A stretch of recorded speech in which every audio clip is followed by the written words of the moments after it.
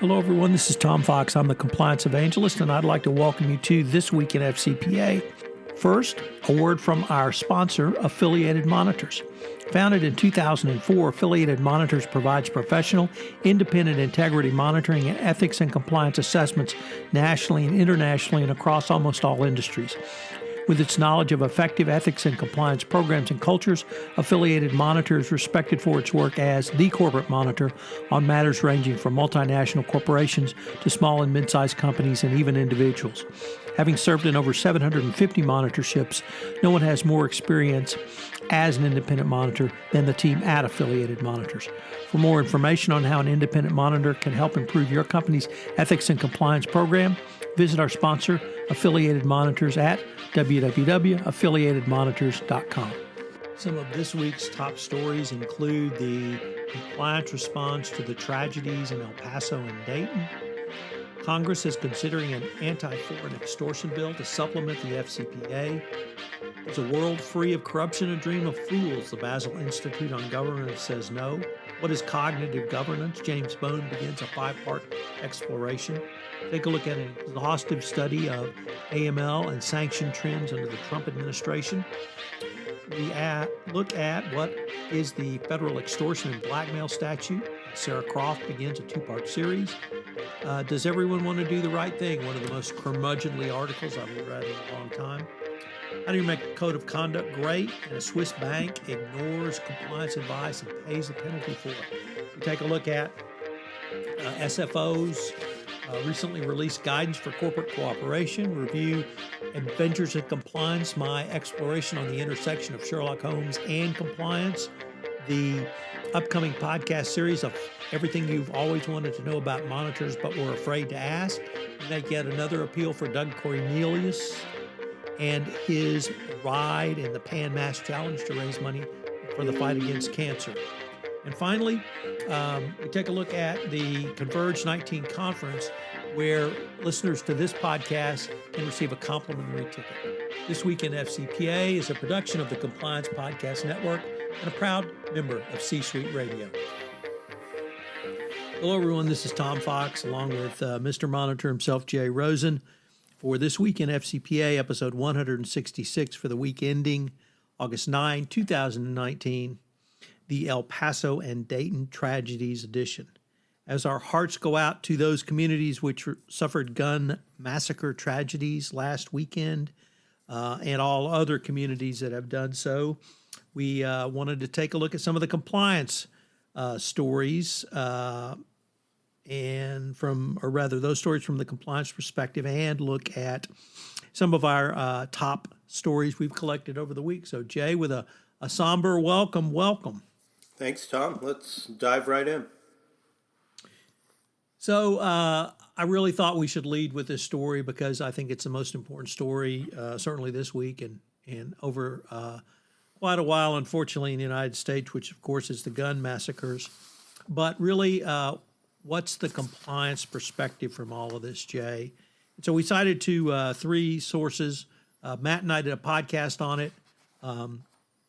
Kristen Broughton over at the Wall Street Journal Risk and Compliance Journal, and Matt and I's podcast was around the compliance officer and compliance function response. And Kristen looked at it in terms of corporate disclosures, which is a really interesting format or mechanism to consider this. And Matt felt so passionate about it, he was compelled to blog about it further, where he further refined some of the thoughts and concepts we talked about in the podcast. But from the compliance perspective, unfortunately, I think compliance officers are going to have to step up and really take a look at several different areas. One is, do you have policies and procedures around this? Do you have policy about bringing guns to the workplace? Do you have active shooter training? At the gym this morning, they had a new sign up. You couldn't take a backpack or a closed sack, tied off sack to the above the locker rooms on the first floor anymore. So obviously people are thinking about this from the corporate perspective. What does it mean if you're associated with a company that is part of this? Walmart employees are beginning to stage walkouts for fear of their own personal safety. So one of the things Matt really talked about in his blog post was the Edelman Trust Report. And frankly, if you don't feel safe at work, you're going to have a very low level of trust at work. And I think about my wife, who works for a major oil field service company here in Houston, and what would happen if someone walked in with a AK-47 or other automatic rifle. So unfortunately, lots to think about. Since the government doesn't seem to want to do anything or can't do anything, corporations are really going to have to take the lead with this, and all stakeholders in corporations, investors, employees, management, third parties are demanding action, and it looks like that action is going to fall in large part on the shoulders of the compliance professionals, the security professionals in organizations, HR, and a wide variety of other disciplines that never thought they'd probably have to worry about someone walking in with an automatic rifle and killing 15 to 30 people within 30 seconds of firing their clip. I'd just really like to commend you and Matt for that podcast. Although, as we've said, it was a very somber subject matter. I think you guys started an important first conversation about how, as you said, that it's going to be up to corporations, because of the trust they have with their employees, to start taking some of these first steps and managing risks that they had never really thought about until the last week. So it's a good podcast, and I recommend everyone check it out if you have an opportunity. Next up, we have a story from the FCPA blog from Dick Casson, and we're going to take a look as Congress considers the demand side in the FCPA gap. And Representative Sheila Jackson Lee and 4 members of the U.S. House of Representatives introduced legislation that will criminalize extortion by foreign officials, enabling the DOJ to indict officials for demanding bribes to fulfill, neglect, or violate their official duties. This legislation was developed with the support of the U.S. Helsinki Commission. And late last year, Tom Firestone, a partner in the D.C. office of Baker McKenzie, and Maria Pitakovska, a Baker associate, wrote a post for the FCPA blog advocating that U.S. legislators attack the demand side of overseas bribery. They said this would help keep companies honest and help companies who use the FCPA as a shield to resist bribe demands. In a statement about the proposed law, Representative Jackson Lee said, "We cannot leave our prosecutors without legal tools they need to protect the rule of law." So this is a very interesting occurrence and kind of brings the U.S. legal penalties for bribery and brings them in line with the UK, France, Netherlands, and Switzerland, among other countries that have already criminalized foreign extortion. Jay, we had a very interesting report from an outfit called the Basel Institute on Governance. And while I was certainly aware of this organization, I had not sat down and read through an annual report. They just released their annual report for 2018. And the Institute started off with the provocative question, is anti-corruption, anti-bribery a dream of fools? And happily for us and literally the rest of the world, they say no, and they actually take steps to make it so. They are actively involved in something called the International Center for Asset Recovery, where they are trying to recover monies purloined by unscrupulous government officials. They also have a division for public governance, a public finance management unit, an International Center for Collective Action, and finally, a division for corporate governance and compliance. And they've got a lot of great resources, for user-friendly compliance tools and other information. It's a pretty exhaustive report, but nevertheless one that I thought was very useful. So check it out. We've linked to it in the show notes. You want to tell us about James Bone and his beginning of a 5-part series on cognitive governance? Thanks. This appears to us from Corporate Compliance Insights, and James Bone says that cognitive governance is a radical departure from traditional risk management. He traces his background back to 2008 when the Great Recession started and there was a 60% decline in the market value. He became redundant and was soon laid off, and he started to contemplate what would cognitive governance look like. And the most surprising and commonly cited failure by most risk disciplines is human behavior and error. And human behavior is cited as the greatest vulnerability in cybersecurity, but is also a leading cause of fraud, operational, and organizational failure.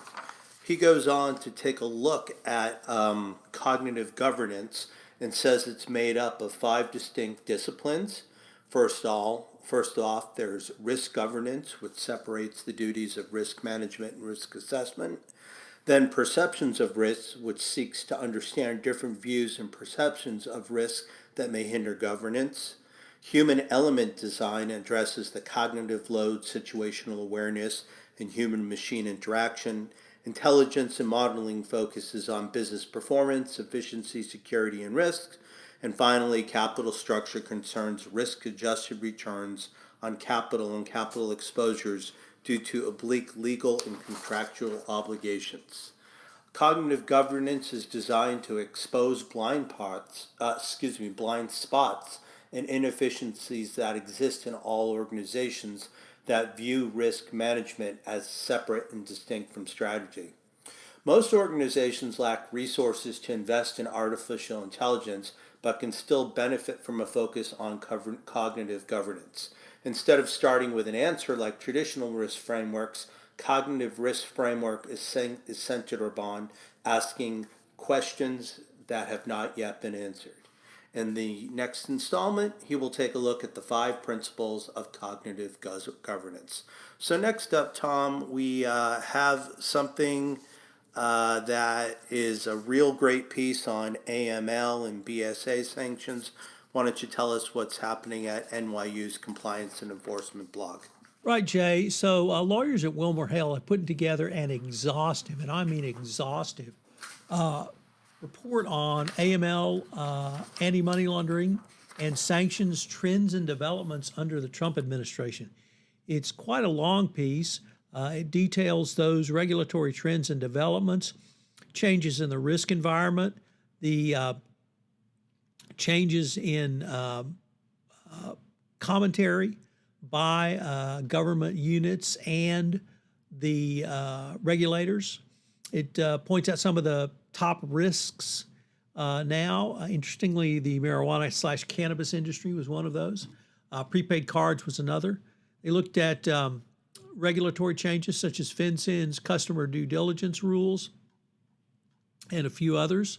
The New York Department of Financial Services, Rule 504, transaction monitoring program, and really the multiple enforcement actions that the Trump administration has engaged in. So it's a really great report. Not only is it important, Jay, for AML compliance professionals, but really for anti-corruption compliance professionals, because as we have seen, the bad guys are gravitating towards the softer targets for AML. And banks have hardened themselves up in terms of responding to legislation such as the Bank Secrecy Act and the Patriot Act. And so commercial corporations are now fully in line for exploitation from nefarious actors. So it's a great resource. Take a look at it. We'll tell you not only what's happened in the past and where it may be going in the future, but they also detail many of the requirements from regulators around financial services in the financial industry that I think every anti-compliance, anti-bribery practitioner needs to take a look at. So, Jay, Sarah Croft, our great resource over on the Grand Jury blog, is back with a piece. You want to tell us a little bit about that? So earlier this year, in February of 2019, Amazon CEO Jeff Bezos published an explosive blog post accusing the National Enquirer's owner, American Media Inc., of blackmailing him. Bezos' accusations could have serious consequences for American media. In September 2008, the organization signed a non-prosecution agreement with the U.S. Attorney's Office for the Southern District of New York. As part of that non-prosecution agreement, they have agreed that they shall commit no crimes whatsoever after its executions. If the government determines that they did blackmail or extort Bezos, then it may charge the company for any federal violation of the office which has knowledge. In other words, if it was a crime, then all bets are off and AMI no longer enjoys the protection of the non-prosecution agreement. Sarah goes in to take a look at federal extortion blackmail statute and looks at 6 different statutes that affect this situation. These statutes could be employed together to enlarge the scope of charges against the defendant. Imagine a government employee who sends an extortionate letter and then receives money in return. He could be charged under the underlying offenses under these statutes. Federal statutes also prohibit extortionate conduct for other specific contexts. In Part 2, Sarah will take a look at the Hobbs Act, the Travel Act, and sentencing guidelines for these offenses. Plus, she'll give her take on whether or not she thinks American media and the Bezos situation is actually a crime. So we'll link to that next week. And now one of Tom's favorite articles for this week, we're going to say whether or not everybody does the right thing. And Calvin London speaks about this on Corporate Compliance Insights. So, Jay, I think we're going to have to give this the Curmudgeon of the Year award. If there's anyone that's ever challenged Mike Kaler for being a curmudgeon, it's certainly Calvin London in this article. It's just fairly well amazing. Basically, his thesis is that he simply does not believe that anyone wants to do the right thing anymore, and that what many want to do is whatever they can get away with. And that's certainly a pretty, what's the right word? Glass is half empty point of view? I think glass is spilled and broken on the floor point of view. He cites two as examples, Martin Shkreli and Elizabeth Holmes and Sonny Balwani, and they're certainly bad actors and bad characters, but I'm not sure the entire world should be blamed for those three. On the upside, though, he does say that this is a future job security for compliance officers. So perhaps I've misread the intent of his piece, that just because everyone in the world is out to screw everyone else doesn't mean that compliance officers won't have a job. Nevertheless, I guess the takeaway, Jay, is that there appear to be, reputable people. From his bio, he's been in business for quite some time in the pharmaceutical industry, and they actually believe this. So I don't think this was written with irony, but perhaps so. And maybe the other lesson is it's really time for us baby boomers to move on out and let the millennials and iGens take over, because from what I know of them, they certainly want to make the world a better place. But anyway, interesting curmudgeonly article. So next up, we have something that comes to us from Navix Global's Ethics and Compliance Matter blog. Ed Petrie talks about how to make your code of conduct great. He first of all takes a look at the core functions of what your code of conduct should be doing for your organization. It should set the tone for corporate culture. It should lay out the expected behavior for employees and the points points the way to additional resources. It reduces legal liability and represents your organization's commitment to integrity. There are 5 questions that Ed thinks you should ask to improve your code of conduct. Number 1, take a look at what's worth keeping. Just because you haven't refreshed this in 12 or 24 months, there may be things that work well with communicating tone and expectations to your company. Next, is it readable? We don't want this to be 40 pages of single-space legalese, but we want it to be something where an employee can find a quick answer and feel like they've gotten pointed in the right direction. Number 3, is it aligned with your organization's risk profile? And number 4, does it incorporate emerging issues? And the last issue is, does it emphasize protection for employees? Here Ed talks about, are there best practices for codes of conduct that clearly communicate that employees who report possible misconduct will not be retaliated against. Regularly assessing your code of conduct ensures that you're consistently underscoring your values and keeping them top of mind with employees. Take a code from good to great can mean a world of difference for all those who rely upon it. So Ed is also in the middle of a 3-part boot camp series that's on Navex, talking about how to refresh your code of conduct. Next up, Tom is going to bring us something from the files of banks behaving badly. In the never-ending saga of banks behaving badly, our colleague Jacqueline Jaeger over at Compliance Week writes about a Swiss bank, when he tried to begin to pronounce it, which reached a $10.7 million settlement with the Department of Justice and sustained a NPA for committing tax evasions after recommendations made by a compliance officer went ignored. This is back when the Department of Justice was going after Americans who engaged in tax evasion, and this bank was advised to comply with that law, yet failed to do so, and not only failed to do so, but actively encouraged U.S. citizens to evade taxes by doing business with them. So a couple of things. One is when compliance officer says to do something, you really do need to listen. Number two is that the reach, the jurisdictional reach of the Department of Justice. Here we have a Swiss bank with no U.S. operations, yet they were ready to enter to a guilty plea and got an NPA for their trouble. So interesting stuff from Jacqueline Jaeger. So last, certainly not least, is an article that comes to us from Dick Casson at the FCPA Blog. The Serious Fraud Office finally issues guidance for corporate cooperation. SFO Director Lisa Ozofsky and the UK Serious Fraud Office published a 5-page memo on Tuesday that tells companies the steps that they should take if they decide to cooperate with the agency in investigation.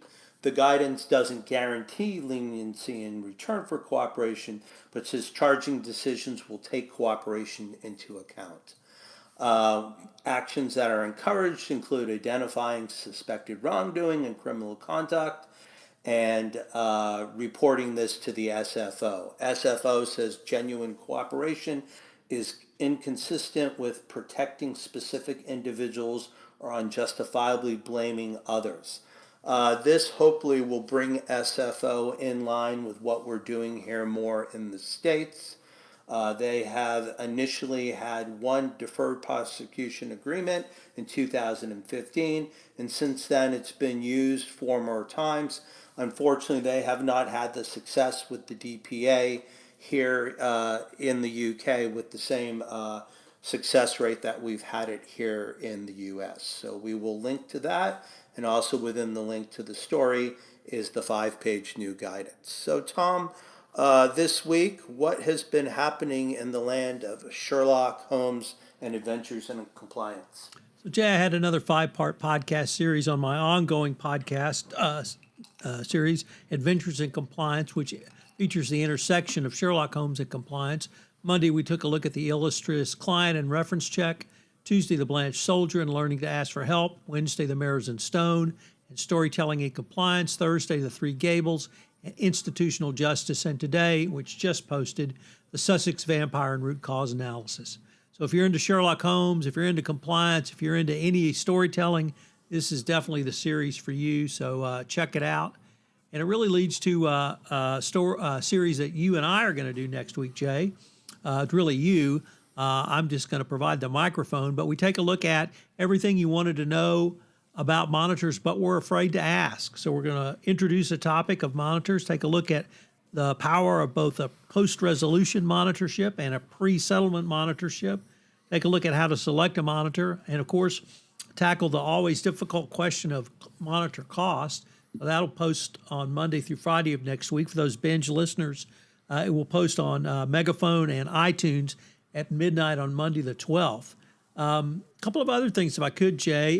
Doug Cornelius, your fellow Homer in Boston, did complete his 192-mile Pan, Massachusetts ride for fighting cancer. And I hope listeners will join me in making a donation to Doug and the fight against cancer. All the money that Doug raises as part of the Pan Mass Challenge goes to the fight against cancer. So it's a great and worthy cause. And certainly I want to congratulate Doug for, I think this is 5 straight years for him.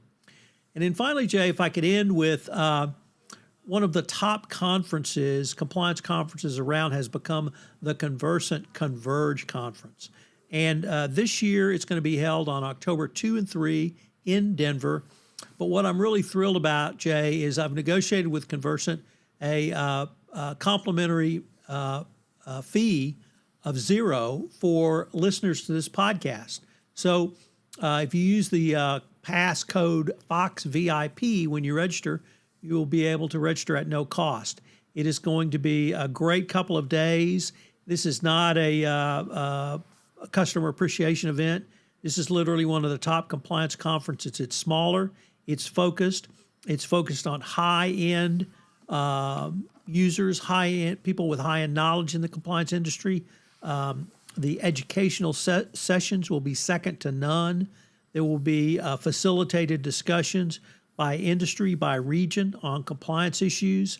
The keynotes are going to be, I think, great. And then for those who listen to this podcast and want to see it live, we're actually going to do a live Everything Compliance podcast.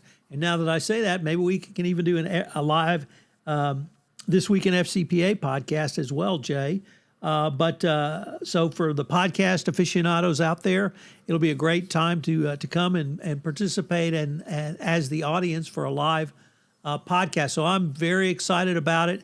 It's a great sense of community, and you will walk away from that with friends in the compliance community that you didn't know you had, and literally you can keep for the next year till the next Conversant event. So check it out. We've linked to it on the show notes. Once again, the code is FOXVIP.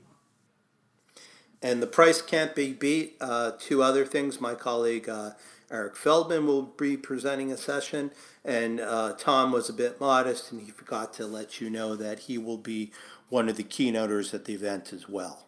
So I think that pretty much wraps up everything for the show. Unless, Tom, would you like to just kind of quell a little bit about the Houston Astros and their records and their record? I don't want to deny you this opportunity on the podcast. Well, Jay, I'm not sure you've heard in Los Angeles, but they're actually returning the World Series championship trophy to Houston this year.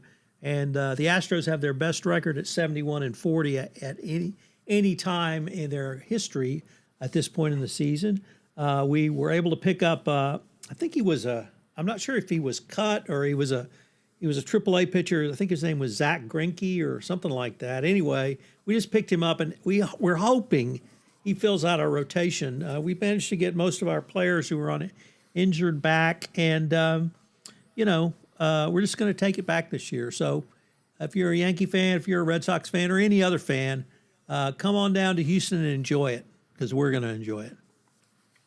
Well, I am excited right now as we tape this. My DVR is recording last night's preseason game between the New England Patriots and the Detroit Lions. So not that I'm giving up on the Red Sox, but I'm just going to start focusing my efforts on a place where they might be able to make a difference. So on behalf of Tom Fox, the compliance evangelist, and myself, Jay Rosen, Mr. Monitor, we'd like to thank you for joining us for This Week in FCPA, episode 166 for the week ending August 9th, 2019.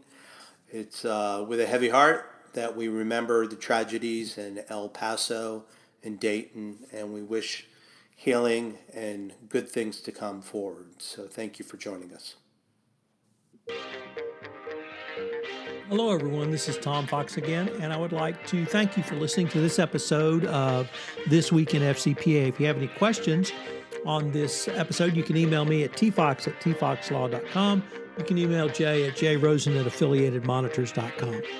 I hope you will join Jay and I next week, where we take up some of the week's top compliance and ethics stories which caught our eye. This Week in FCPA is a production of the Compliance Podcast Network and a proud member of C-Suite Radio.